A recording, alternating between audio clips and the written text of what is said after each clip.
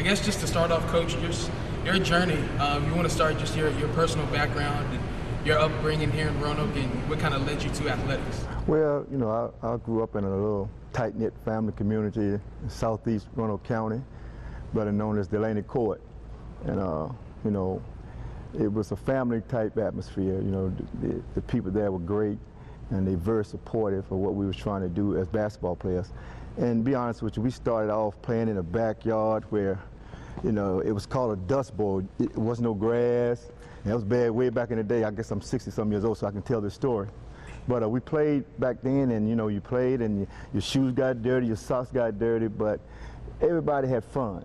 And nowadays in time, that's what the kids need to spend more time, just having fun playing the game of basketball. Absolutely. What high school? Just so we put that Well, I went to Williamsburg High School and played for the great Coach Roland Malone, and had a great career there. And he's just taught us a whole lot about not only basketball, about life. And he was one of the main reasons why I stuck with basketball, along with my uncle. I had an opportunity to play it as a sophomore, and I wanted to quit. So my uncle said, okay, you got a chance to either quit or you can come home and I can deal with you. So I went on ahead and finished playing basketball at that time. That seemed like the best route at that time, I imagine. It was definitely a safe route. Oh yeah. Keep you out of too much trouble. Post high school, did you ever think about playing at the next level, or was that still on the back burner? Well, as an athlete, you always think about playing at that level. You know, you want to give it your best shot. So of course that crossed my mind, but also knowing that I had a lot of work to put into it in order to get to that level.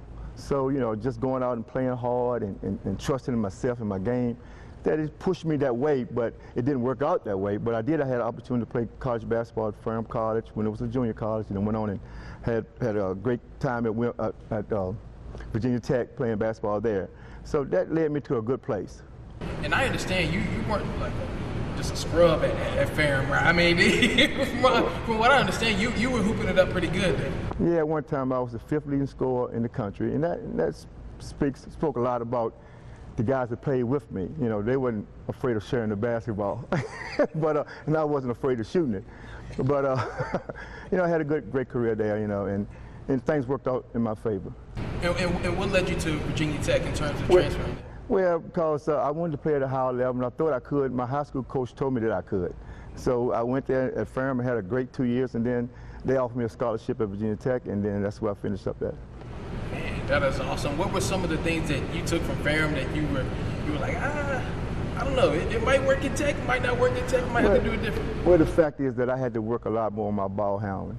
You know, I know I could shoot the basketball. People know I could shoot the basketball, but I had to work on other facets of my ball game, which was rebounding, basketball, my basketball IQ.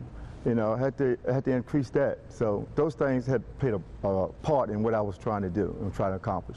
You obviously had a desire to help younger people once your own playing days were over. Where did that come from? Did that come from those early days in the Dust Bowl? Yeah, well, it comes from my mother. She believed in helping people, you know, and then she instilled that in all her kids, that if you get an opportunity to help someone, you need to help someone, not hinder their growth, but help them to grow. All coaches are a mentor in some degree, but you took it a step further in your role with the juvenile home. Can you touch on that just a little bit, and what your kind of passion was in trying to guide guys or young people in the right direction? Well, you know, I retired from Department of Juvenile Justice some 8 years ago. And what it does, it gets you an opportunity to see both sides of the fence. And you try to help as many kids as possible not to go down that road. So it helped me to become a better person as well, to see the change in other people along their journey. Yeah, and I imagine that gave you a feel for not only what young people were going through, but that generation, you know, decades later after, you know, you've experienced certain things, you're kind of getting an insight of like, okay, things perhaps changed out here in terms of what they're going through in these modern times. What I encourage young guys to do, just young people in general, to be patient. Can't have everything all at once. And it seems like this generation, they want the quick fix. And there's no quick fix in life. You know, it's a journey, it's a start and a finish. And you're going to have to go through some things. And each and every one of us going to go through some things.